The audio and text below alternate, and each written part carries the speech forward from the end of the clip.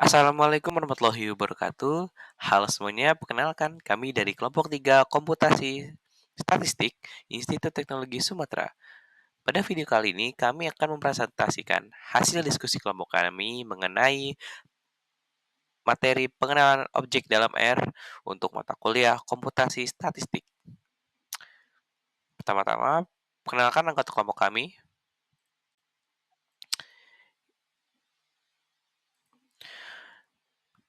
Pertama ada Muhammad Basyuhada, kedua ada saya Kim Sunda Ramadan, lalu ada Anissa Fitriani, dan yang keempat ada Ratu Kisa Jasmine. Pertama, kami akan membahas mengenai vektor. Apa sih vektor itu? Dalam pemrograman R, vektor merupakan tipe data yang paling sederhana karena dalam vektor ini kita bisa menyimpan banyak data dengan tipe data yang sama. Seperti contoh tipe datanya mungkin ada karakter, kompleks, numerik, integer, dan logikal. Namun, jika kita menggabungkan beberapa tipe data dalam satu vektor, maka pemrograman R sendiri akan mengurutkan gitu output dari isi vektor yang kita miliki. Contoh, di sini ketika kita melihat bahwa ada data satu yaitu dengan isinya adalah integer 1345, maka R akan mengeluarkan nilai 1345. Data 2 ada matahari, bulan, bintang. Dan ketiga ada untuk melakukan perbandingan ya, logical 5 lebih besar dari 2 dan itu benar true. Dan terakhir ada data 4C SDAT 2024-09-02, dan ketika kita keluarkan isi dari variabel data part ini ya akan muncul sebuah tanggal, bulan, tahun gitu.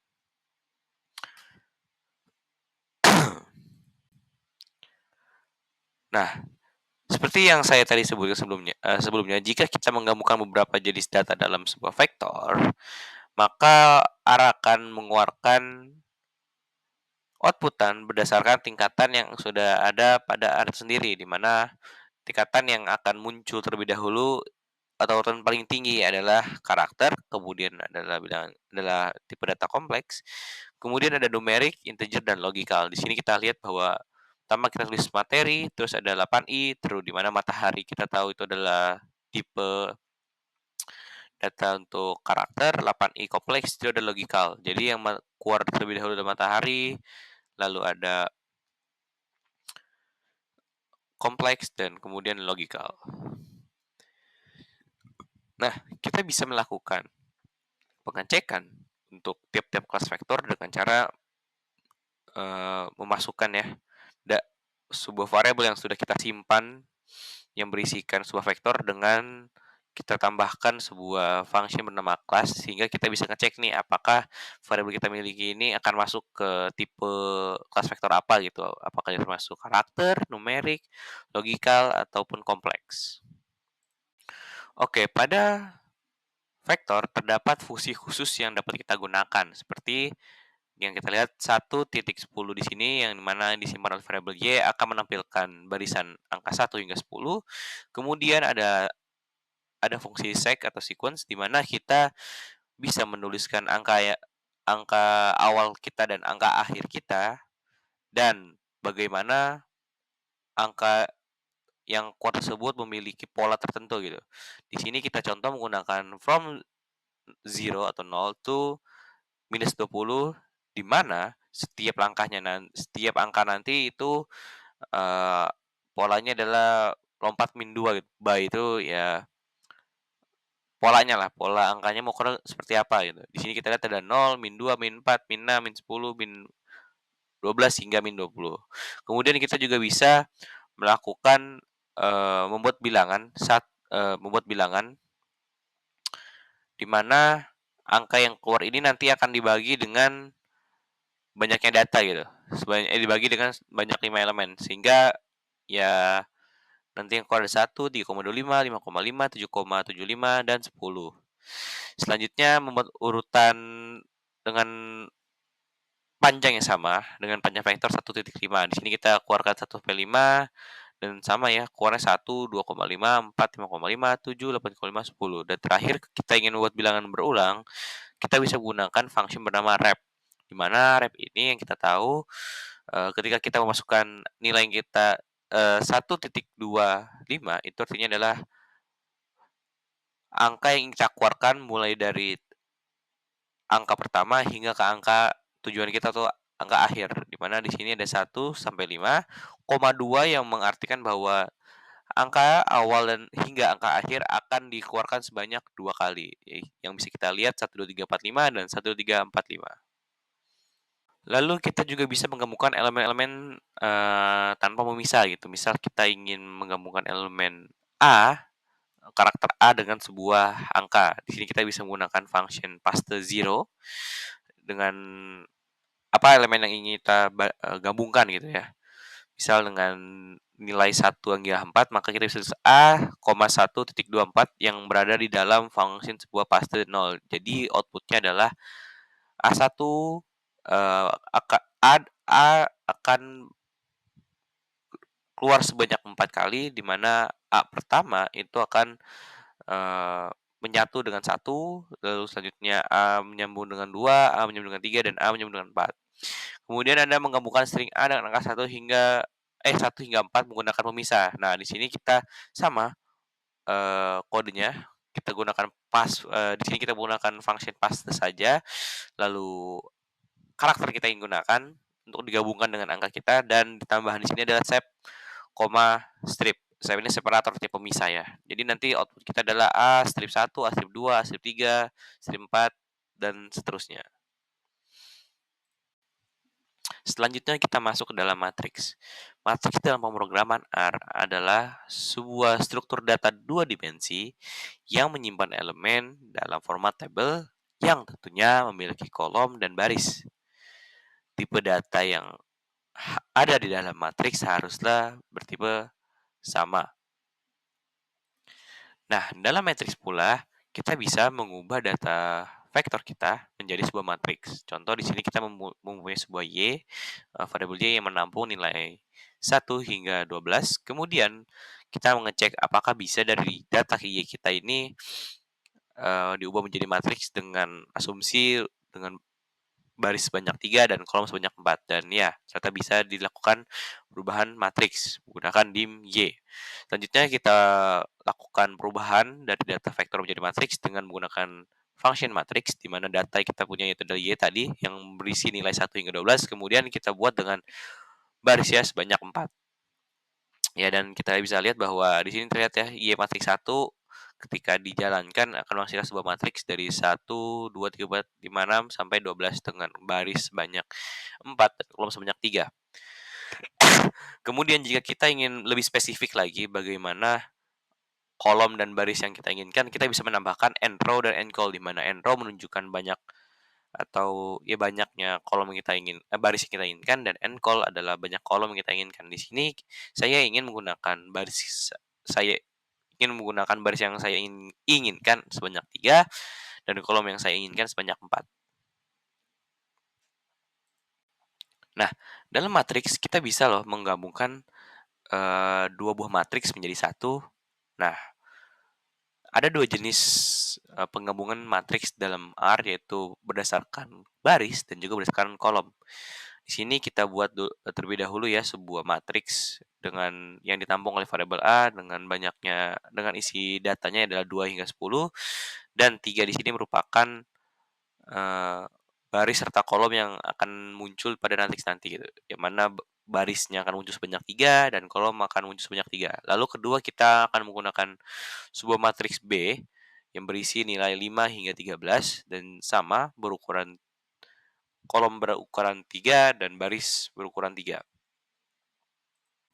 Nah, pada gambar di samping memperlihatkan sebuah variabel C yang akan menggabungkan matriks A dan matriks B yang telah kita buat sebelumnya berdasarkan kolom, yang mana di sini menggunakan fungsi cbind. Artinya matriks A akan digabungkan oleh matriks B berdasarkan kolomnya, sehingga terjadi penambahan kolom yaitu 1 hingga 6. Kemudian untuk variabel D akan dilakukan penggabungan matriks B ke A berdasarkan baris kedua matriks tersebut. Di sini kita lihat terjadi penambahan baris 1, 2, 3, 4, 5, 6. Selanjutnya kita masuk ke dalam array. Array merupakan struktur data yang mampu menyimpan elemen lebih dari satu dimensi. Berbeda dengan vektor yang dimana hanya memiliki satu dimensi, array mampu dapat menyimpan data lebih dari 2 dimensi. Sehingga memungkinkan kita bisa buat matriks lebih dari 2 dimensi di dalam sebuah array. Nah, pada array kita bisa penginisialisasian penggunaan array dengan menggunakan function array, di mana data di sini yang kita gunakan 1 hingga 24, dan kita akan membuat sebuah matriks ya, sebanyak 2 matriks yang masing-masing matriks tersebut memiliki baris sebanyak 4 dan kolom sebanyak 3. Lalu jika kita ingin mengakses sebuah array, kita bisa menggunakan kurung siku ya pada variabel array yang telah kita inisialisasi sebelumnya. Di mana di sini kita ingin menampilkan sebuah data di elemen pada baris kedua, kolom ketiga, lapisan ke-1. Jadi terdapat 2 array di mana artinya kita akan mengakses matriks pertama pada baris kedua dan kolom ketiga, yang mana data yang muncul nanti adalah angka 10. Dan kita di sini juga bisa mengubah dimensi array gitu ya, di mana kita ubah menjadi 262, artinya baris yang muncul akan sebanyak 2, kolom yang muncul sebanyak 6, dan matriks tersebut akan muncul sebanyak 2 kali atau 2 lapisan. Nah, pada array kita bisa melakukan perhitungan operasi matematika ya, di mana kita bisa langsung menjumlahkan nilai yang ada dalam sebuah array dengan menggunakan fungsi sum dan bisa menghitung rata-rata menggunakan main.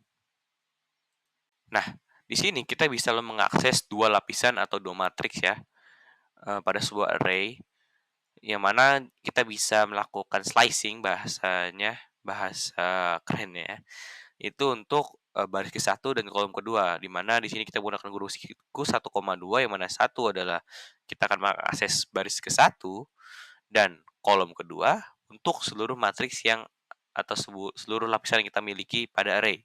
Dan sini akan muncul angka 3 dan 15. Selanjutnya kita akan mempelajari faktor, di mana faktor ini akan menyimpan nilai variabel dalam bentuk kategorik pada sebuah level nantinya. Nah, pertama kita akan membuat vektor karakter. Di sini karakternya adalah macam-macam warna. Nah, pada vektor, pada tahap pertama, nilai yang dihasilkan adalah sesuai urutan dari data yang diinput. Kemudian, selanjutnya vektor yang telah kita buat akan kita ubah menjadi faktor. Nah, di sini kita menggunakan pendefinisian variabel color faktor, kemudian faktor char vektor. Nah, di mana hasilnya di sini adalah menampilkan nilai dari vektor yang kita miliki, kemudian levelnya diurutkan berdasarkan urutan abjad pada alfabet, di mana biru, hijau, merah sudah sesuai ketentuan alfabet.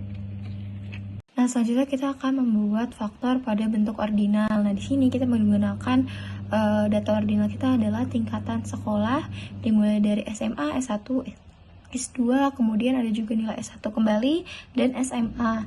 Nah, kemudian pada nilai-nilai ini akan digunakan order secara terus, sehingga pengurutannya mulai dari yang terendah hingga tertinggi. Maka output yang dihasilkan adalah menampilkan nilai yang disimpan, yaitu SMA, S1, S2, S1, dan SMA.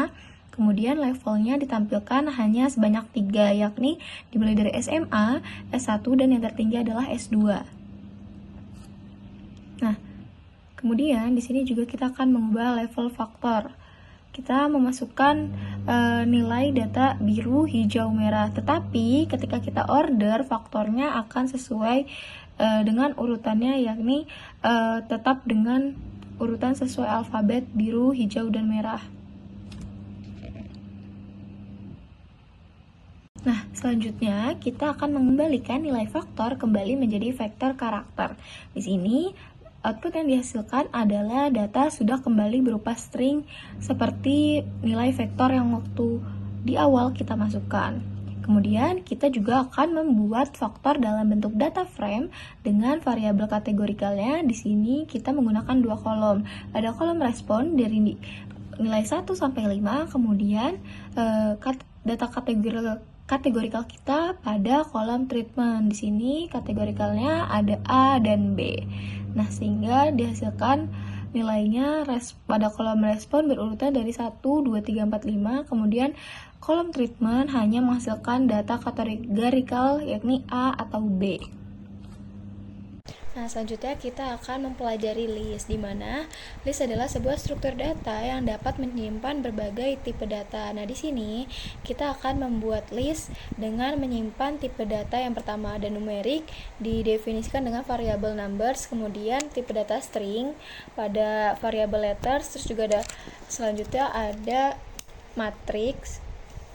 Nah, matriks ini kita buat mulai dari angka 1 sampai dengan 6 sebanyak 2 baris. Kemudian juga ada nested list pada list. Jadi nested list ini adalah list yang bersarang, di mana isinya pada list pertama adalah nilai 1 dan yang kedua pada B adalah menghasilkan nilai teks.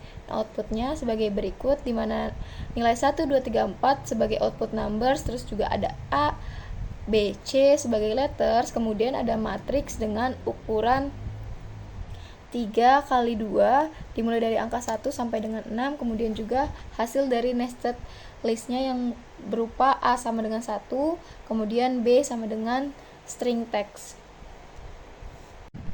Selanjutnya kita akan mencoba untuk mengakses salah satu elemen dari list yang kita miliki. Nah, di sini kita memakai indeks, di mana indeks 2 dari list yang kita miliki adalah list yang berupa nilai atau tipe data string, yakni list yang berisi A, B, dan C. Kemudian kita juga bisa mengakses elemen dalam list yang dinyatakan juga dalam list data, di mana di sini kita akan mencoba mengakses list yang berupa nested list. Di sini kita gunakan tanda dolar, yaitu kodenya adalah list $nested list. Nah, di sini kita akan mengakses nested list yang A. Jadi kita gunakan kembali dolar, lalu kita nyatakan kode A tersebut, sehingga di sini memunculkan output 1 yang mana merupakan nilai dari nested list yang A. Kemudian kita juga bisa menambahkan elemen baru pada listnya. Kita juga masih menggunakan dolar yang ditambahkan dengan nama elemen yang akan kita masukkan. Di sini kita menggunakan pendefinisian new element, kemudian kita kembali menyimpan data supaya tersimpan di list kita, yakni dua data string, ya ada data new dan elemen. Dan elemen yang kita tambahkan baru tadi bisa juga dihapuskan dengan memasukkan kode null. Nah, selanjutnya pada list juga bisa kita ubah salah satu elemennya. Di sini akan diubah elemen letters yang tadi isinya adalah sebuah data A, B, dan C. Di sini akan diubah menjadi X, Y, Z, yakni dengan cara menyimpan kembali nilai barunya, sehingga variabel letters yang kita miliki sekarang sudah berganti nilai menjadi X, Y, Z. Nah, pada list juga kita bisa membuat sebuah data frame. Nah, di sini akan dibuat sebanyak 3 kolom data frame, di mana data frame yang pertama akan memuat nilai ID mulai dari ID 1, 2, dan 3, dan value yang diinput adalah 10, 20, 30. Dilanjutkan dengan data frame kedua, ID-nya dilanjutkan dari data frame yang pertama dari angka 4 sampai dengan 6, kemudian value yang diinput adalah 40, 50, dan 60. Dan untuk data frame yang ketiga atau kolom ketiga kita nantinya ID-nya adalah 7, 8, dan 9 dengan value-nya 70, 80, dan 90. Nah, di sini data frame yang telah kita buat, kita perlu untuk menggabungkannya dalam sebuah list menggunakan penyimpanan variabel all data, kemudian kita masukkan list dan juga data frame yang telah kita buat. Nah, setelah kita gabungkan list tersebut, kita bisa menggabungkan semua elemen data frame ke dalam list yang akan kita buat. Di sini kita gunakan kode combine data, dan kita akan memanggil terlebih dahulu seluruh data frame kita, dan di sini akan digabungkan secara baris. Nah, setelah kita akses dan kita gabungkan, kita akan menampilkan data yang telah kita proses dengan memanggil kode combine data dan menghasilkan data frame dengan seluruh gabungan berupa penggabungan baris. Selanjutnya di sini kita membuat code untuk membuat data frame. Nah, di sini tuh ada code data data frame, terus ID-nya tuh itu menunjukkan angka dari 1 sampai 5. Nah, name-nya itu harus sama dengan yang di ID tadi, karena ID 1 sampai 5 yang artinya name-nya juga tuh harus 1 sampai 5 juga, yaitu ada Alice, Bob, Charlie, David, dan Eva. Nah, untuk X sendiri itu juga harus 5 dan skor juga harus 5. Karena di data frame tersebut itu dimulainya dengan 1 sampai 5. Jadi harus terisi 1 sampai 5 tersebut. Nah, selanjutnya ada hasil dari data frame tersebut, yaitu bisa dipanggil menggunakan code data saja. Selanjutnya di sini ada code untuk menambahkan kolom baru, yaitu dengan cara memanggil data yang tadi, yaitu dengan nama data, terus kita tambahkan dengan $. Nah, dari $, tersebut sebelahnya itu kita menambahkan untuk penamaan dari data frame tersebut, yaitu kita menamakan dengan status. Nah, data $status itu diisi harus 5 data, yaitu aktif, inaktif, dan aktif. Nah, selanjutnya di sini menambahkan baris baru. Nah, new rom data frame, terus kita di situ memanggil ID 6, name Frank, menulis kembali, yaitu ID-nya 6, name-nya Frank, age-nya 50, skor 80, statusnya aktif. Nah, selanjutnya itu di Airbind ke dalam data new yang sebelumnya sudah ada. Selanjutnya di sini kita adalah mengimpor data. Nah, di sini kita didapati data dari Excel. Nah, cara mengimpor datanya tersebut, kita harus memakai library, yaitu dengan library Excel. Dan di sini pada baris code pertama itu adalah kita menamakan data tersebut, yaitu data Excel. Nah, untuk membaca data tersebut itu kita memakai read Excel, dan di sebelahnya itu adalah copy paste dari file Excel yang sudah kita buat sebelumnya.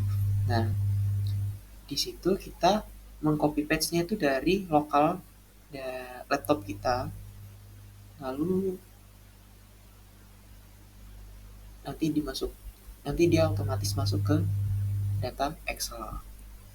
Nah, di sini ada mengekspor data frame ke file CSV. Nah, ini yang tadinya tuh CSV.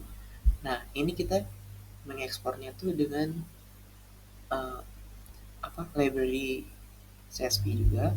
Nah, di sini membaca CSV dari data CSV yang sudah di-download sebelumnya. Sama seperti yang Excel, cuman bedanya ini CSV. Selanjutnya kita memasuki percabangan if. Nah, untuk nilai X tersendiri itu adalah 10. Nah, jika X lebih dari 0, maka print X adalah angka positif. Tapi jika X kurang dari 0, kita ngeprint angka negatif. Printnya itu X adalah angka negatif. Ya. Dan di sini else-nya jika dia angka 0, maka X adalah 0. Nah, di sini karena persyaratannya itu X lebih dari 10 dan X-nya itu adalah 10, maka dia akan ngeprint X adalah angka positif. Di sini kita akan melakukan pengulangan yaitu is raining. Nah, di is raining itu menunjukkan true. Nah, di percabangan if ini mempunyai syarat yaitu is raining. Nah, is raining itu menampilkan true atau false. Nah, di true itu akan mengeprint bahwa payung. Jika false, tidak perlu payung. Nah, di sini di is raining itu menyatakan true, yang artinya membawa payung. Selanjutnya itu percabangan if yang menggunakan dua persyaratan. Nah, di sini kita memakai age dan ID. Nah, di sini age jika di atas sama dengan 18 tahun dan ID true, dia akan mengeprint Anda dapat membeli alkohol. Tapi jika dia di bawah 18 tahun, Anda terlalu muda untuk membeli alkohol tersebut. Dan jika dia telah menunjukkan menyatakan di atas 18 tahun, dia akan menanyakan kembali else, jadi keluarnya Anda perlu menunjukkan ID. Nah, di sini age-nya 25 dan true, dia akan menentukan Anda dapat membeli alkohol tersebut. Nah, pada percabangan selanjutnya ini sama seperti sebelumnya dengan persyaratan age lebih dari 18 tahun dan return dan else itu berarti yang di bawah 18 tahun. Nah, di sini tuh membuat function yang dimana kita itu mengisinya waktu mau mengeprint saja. Jadi di atas ini adalah will-nya dan di bawah itu adalah print-nya. Nah, di bawah ini print X sama dengan 20. Nah, artinya dia di atas 18 tahun. Nah, akan mengeprint dewasa. Yang di print kedua, dia memiliki umur 16 tahun. Nah, kita memasukkan ke codingan yang tadi itu 16, jadi dia akan menampilkan else, yaitu belum dewasa. Selanjutnya ini adalah percabangan if yang bisa dibilang bisa langsung sekaligus dalam satu line, yaitu dengan result if else number. Nah, ini ada langsung satu syarat, tetapi dia langsung membagi langsung dua, jadi true dan false, dan membedakan dengan koma. Nah, di sini tuh number lebih dari 10 itu lebih dari 10 printnya nanti. Nah, itu menyatakan true, dan 10 atau kurang itu menyatakan false. Nah, di sini kita ada data 5, 12, 7, dan 19. Dan akhirnya menghasilkan 10 atau kurang, lebih dari 10, 10 atau kurang, dan lebih dari 10. Selanjutnya yaitu perulangan. Perulangan dilakukan untuk melakukan iterasi atau menjalankan sekelompok pernyataan dalam beberapa kali. Nah, di dalam perulangan tersebut ada dua jenis perulangan, yaitu perulangan for dan perulangan while. Sekarang, perulangan for yaitu iterasi yang dilakukan melalui elemen-elemen seperti vektor, list, dan range. Nah, selanjutnya kita masuk ke kode. Kita akan membuat variabel yaitu dengan nama numbers dengan vektor 1, 2, 3, 4, dan 5. Selanjutnya kita akan lakukan perulangan for dengan for number in numbers. Lalu kita print numbersnya. Didapatkan output dari print numbers yaitu 1, 2, 3, 4, dan 5. Karena number itu tadi kan variabel bebas yang ada isi vektornya. Nah, ketika kita memanggil si number, maka akan keluar output dari vektor yang telah kita masukkan tadi. Selanjutnya, melakukan iterasi dengan index. Kita akan membuat vektor dengan nama names yang berisi 3 elemen, yaitu Alice, Bob, dan Curly. Selanjutnya, perulangan for atau for loop digunakan untuk melakukan iterasi melalui indeks setiap elemen dalam vektor names. Selanjutnya, pada seek along names dihasilkan untuk mengurutkan indeks dari 1 sampai panjang vektor names. Karena di names kita ada 3 elemen, maka akan menghasilkan angka 1, 2, dan 3. Selanjutnya, pada fungsi paste digunakan untuk menggabungkan string dan nilai variabel ke dalam satu string, sehingga kita akan menghasilkan output dengan indeks 1 name Alice, indeks 2 name Bob, dan indeks 3 name Curly. Selanjutnya, menggunakan for untuk menghitung total.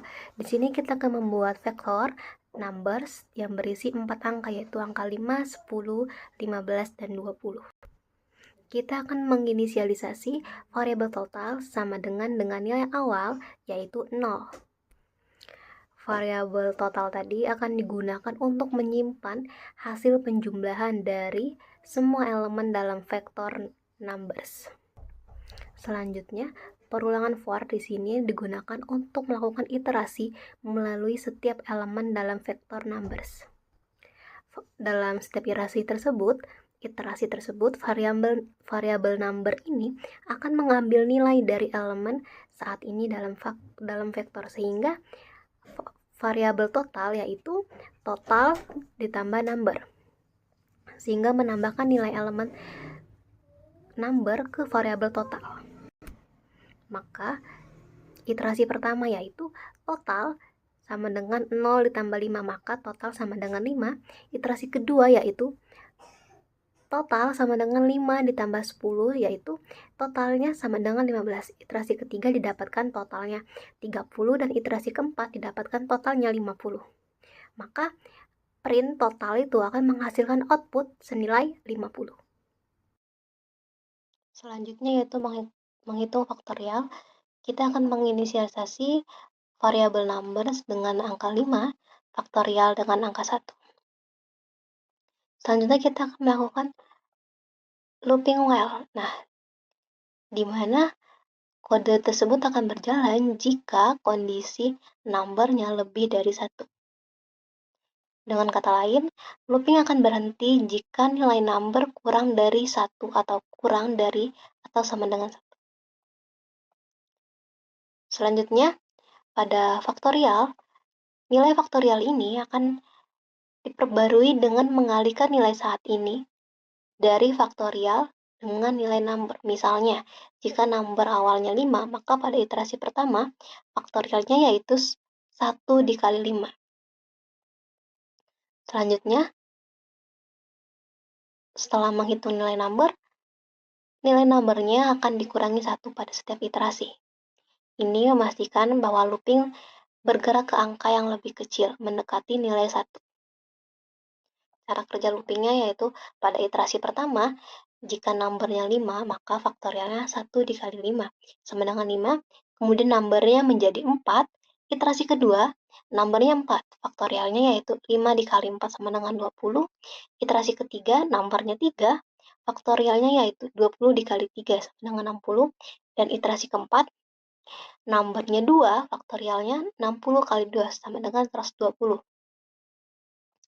Selanjutnya kita akan melakukan print faktorial, maka akan menampilkan nilai hasil akhirnya dari faktorial tersebut yaitu 120. Selanjutnya itu menghindari looping tak terbatas. Nah, kita akan menginisialisasi variabel counter dengan nilai 1. Selanjutnya akan dilakukan looping while. Nah, looping while ini akan terus berjalan jika nilai counternya kurang dari atau sama dengan 5. Kondisi di sini, counternya sama dengan kurang dari sama dengan 5, sehingga looping akan berhenti ketika counternya lebih besar dari 5.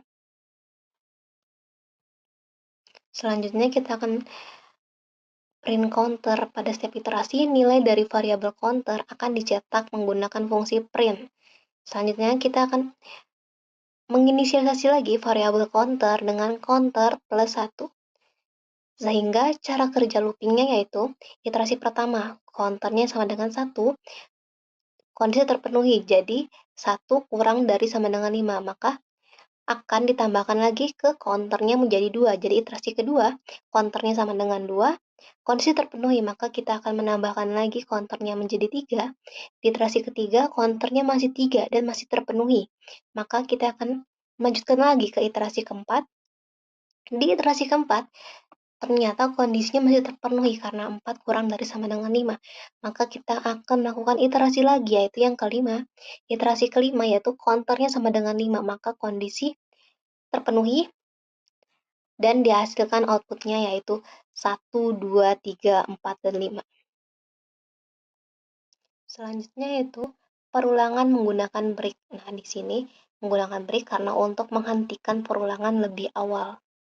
Selanjutnya kita akan menggunakan atau membuat vektor numbers yang berisi 5 angka yaitu 1, 2, 3, 4, dan 5. Selanjutnya kita akan melakukan looping for.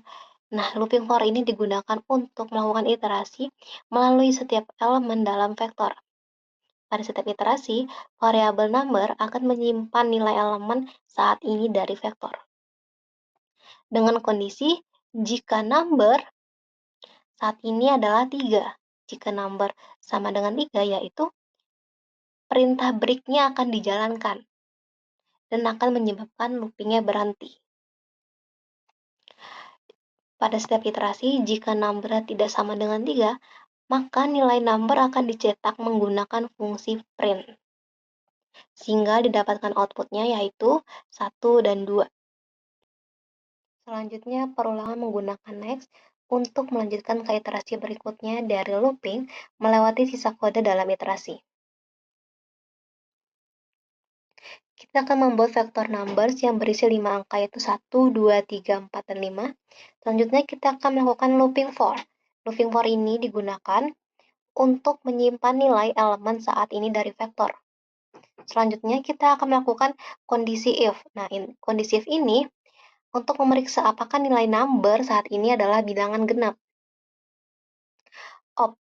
Operator modulo digunakan untuk mendapatkan sisa pembagian number modulo 2 sama dengan 0, berarti angka saat ini adalah bilangan genap karena habis dibagi 2. Selanjutnya, kita akan print number pada setiap iterasi. Jika angka tersebut bukan bilangan genap, maka nilai number akan dicetak menggunakan fungsi print. Dengan kata lain, hanya bilangan ganjil yang akan dicetak. Cara kerja loopingnya yaitu iterasi pertama. Misalkan numbernya 1, maka 1 modulo 2 alias ganjil sama dengan 0 kan. Cetak 1.